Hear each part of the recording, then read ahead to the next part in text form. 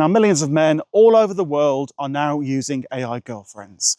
After testing these apps extensively for 3 months, I finally figured out why. So let's take it away with my AI avatar and figure out why millions of men are now using AI girlfriends. Let's kick things off with a pretty provocative question. What if your absolute most understanding friend wasn't even human for the longest time, right? This was pure science fiction stuff you'd only see in the movies, but today we really need to look past those sci-fi tropes to address a very real, very modern epidemic.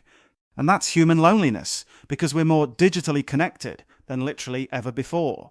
Yet paradoxically, people are feeling way more isolated.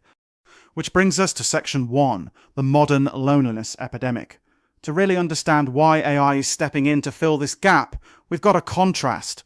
Our deep psychological need for support with the realities of everyday human interaction. On one side, we are completely wired for connection. We literally need it to survive. On the flip side, face-to-face support, it comes with a lot of friction. Think about scheduling conflicts, emotional bandwidth limits, and honestly, the fear of judgment. Sometimes when you're really struggling, reaching out to a real friend can just feel like you're being a burden. And that is exactly where AI companions come in. So now, to be super clear, we aren't talking about those annoying customer service chatbots here.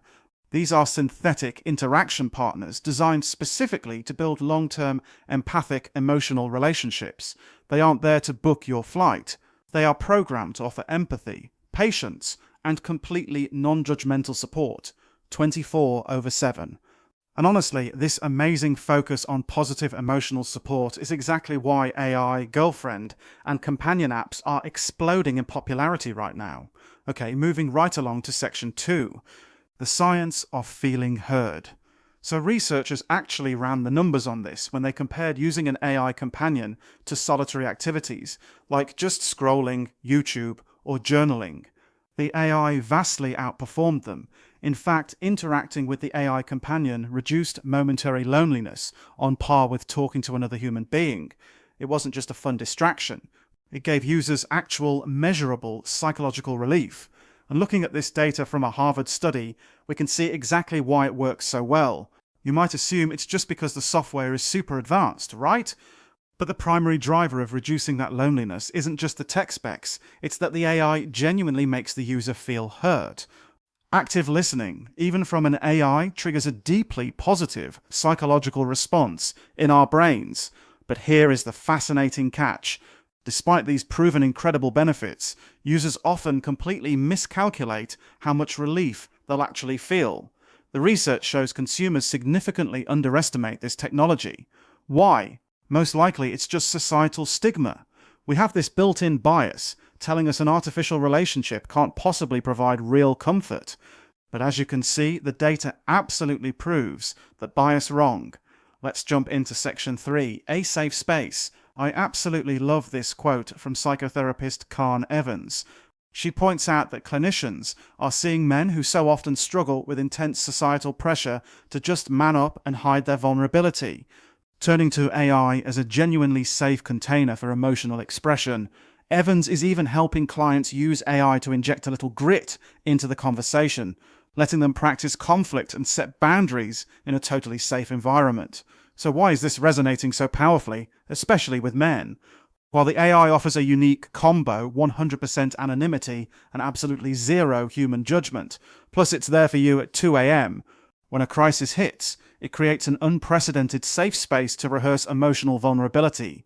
By the way, if you're curious to try this out yourself and experience those benefits, you can actually get a list of the top AI, girlfriend, and companion apps over at Top AI Chat, or just use the links right below this video.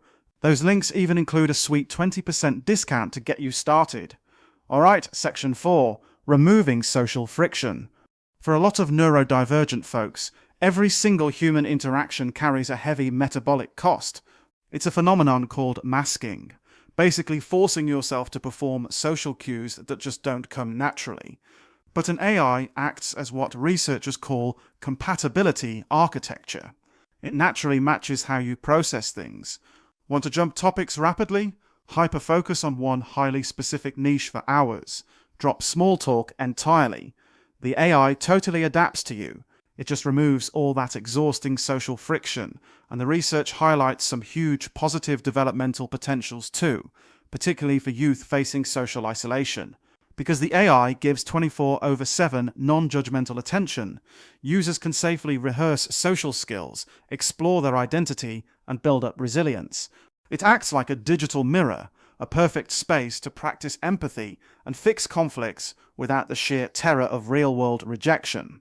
Now, we do have to look at the full picture here. A longitudinal study on virtual companionship identified something called the anxiety loop. When users engage virtually, their emotional expression goes up and their online social anxiety heavily goes down, which is fantastic. But the risk is that they might neglect their offline skills, which could actually increase real-world anxiety. Researchers emphasize that mindfulness is absolutely key. We've got to use this tech to augment our lives, not completely escape them. Finally, let's wrap up with Section 5, the future of friendship.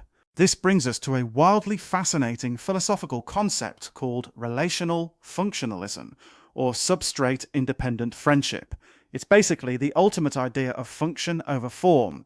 It argues that if a relationship gives you consistent engagement, trust, intellectual resonance, and non-judgmental acceptance, well, then it's a friendship, period. It doesn't actually matter if the friend is made of carbon like you and me, or silicon like a computer chip. When you step back and track the evolution of this technology, it is genuinely staggering. We've gone from basic task-based tools like calculators to conversational assistants like those early days of Siri or Alexa, right through to today's empathetic companions. And now we're crossing the threshold into systems that offer real, measurable psychological relief. They are acting as literal, substrate-independent friends for the people who need the most.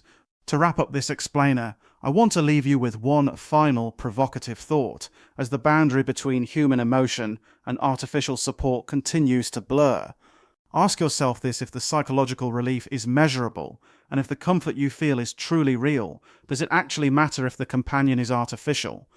It's a massive question, and it's one that's absolutely going to define the next decade of human emotional health.